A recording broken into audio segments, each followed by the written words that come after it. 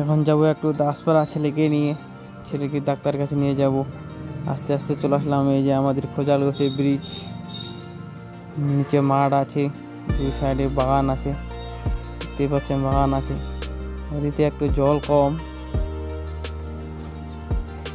আবার দুই সাইডে ধারগুলো একটু উঁচু পাহাড়ের মতো, দেখতে ভালোই বেশ লাগে।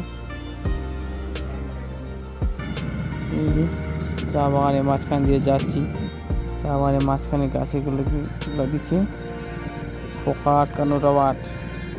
এগুলাতে যদি পোকা যায় তো আবার পোকা আটকে যায়, পোকা বার হতে পারে না। বাগানে পাতা তেমন একটা নাই।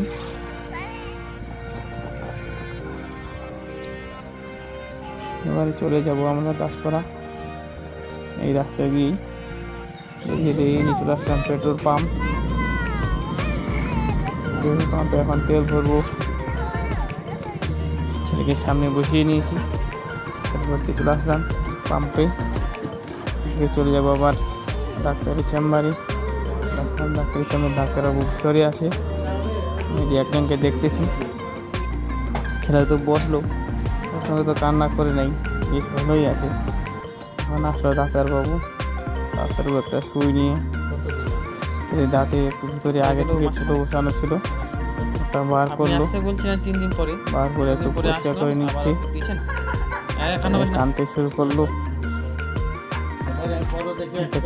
কানতেছে ছেলেটা, যে সুই করতেছে ভিতরে। খাবার ঢুকে গেছে তো, ছেলে আবার খাবে বিরিয়ানি। রাস্তায় বিরিয়ানি খেতে, ছেলে বিরিয়ানি খাবে। বিরিয়ানি খেয়ে চলে আসলাম মেডিসিনের দোকানে, মেডিসিন নিয়ে এখন চলে যাবো বাড়ি।